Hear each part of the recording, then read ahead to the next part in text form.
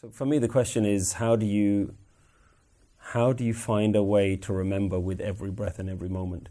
Now, I would say that there is a habit that you can get into, which is saying the word Waheguru or whichever word you use at every moment. Like, I know people who every time they sneeze, they'll say Waheguru. I'd say there's a difference between saying a word and being present. Naam is present awareness, is awareness of the presence of the being. It's very useful if you can say a word at every opportunity. But saying a word unconsciously is no more useful than forgetting it.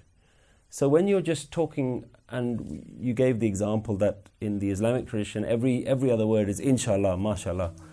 But if they're saying it in such a frequent way that it just becomes part of language, but it isn't part of their awareness, then I don't think that that's what Naam is. Naam isn't a parrot fashion recitation to the point at which you're saying it, but your mind is thinking something else, is planning something else, is somewhere else. So I think there's a difference between saying and being present. Being present is what counts, and being present in the Naam is what counts. Now, where the breath comes in when we talk about Saas Saas Simran is that we can create an awareness that our breath becomes the Naam. When we're listening to the sound of our breathing, we hear the Naam within that. So it isn't then important that you're saying a word or not. The importance is that you're hearing it in everything. You're aware of it in everything. So that's why it comes down to practice. You have to practice actually doing that. You have to practice actually breathing in mantra, breathe in Wahe, out Guru, Har, Tuhi, whichever word. The word is less important, but you have to practice actually being present in the moment so that everything becomes your Simran. The point of Saas Saas Simran isn't to limit it to breath. The point of mantra jap isn't to limit it to a word or to a time when you can do it. It's about how do you make everything a meditation? How do you take everything as a moment to say, I acknowledge and I can see your presence? And part of what we do it with our breath is that we don't ever create this duality that we keep saying, I can see you, but within that we create a duality that I can see you.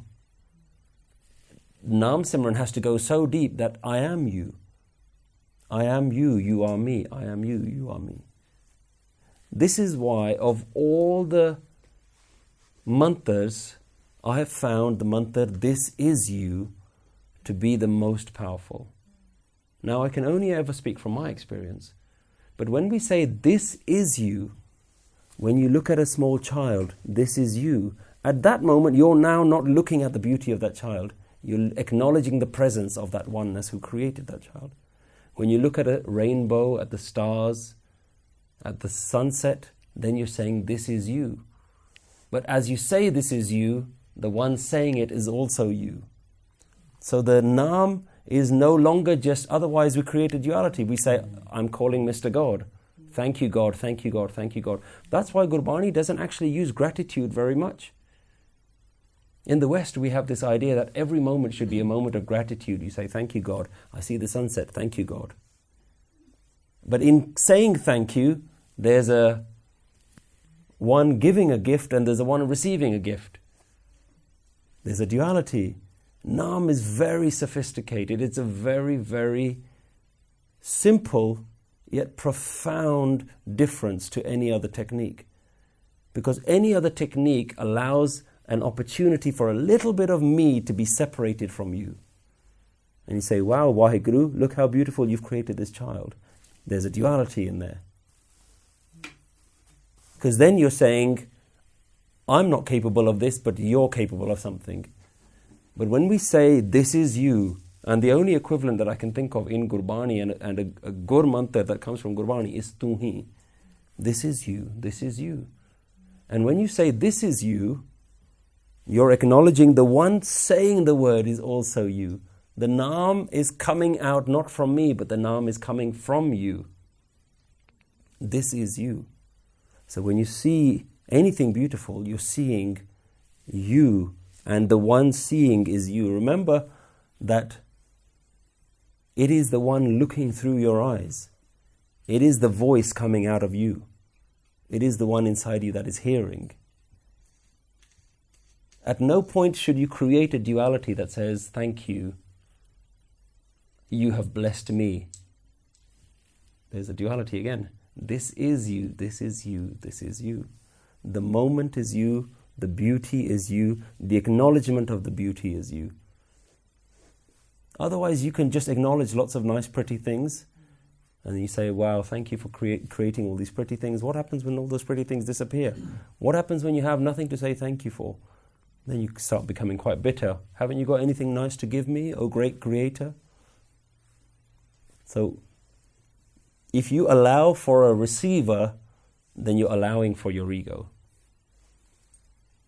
If you allow for this kind of gratitude way of thinking, that I always want to be thankful for every moment, then who is the one being thankful? So this is you becomes, it doesn't matter what mantra you use. Use Waheguru, use whatever mantra you've been brought up with, use whatever it is that makes you comfortable. But the awareness should be, never I am saying your name. It is you are saying your name, there is no me. Aap japaye jape so now. You allow the utterance, and then the utterance of your name occurs. Aap gavaye so har gun gao. You allow that singing of your praise, and the praise then occurs. There's no me in there. There's no duality in there.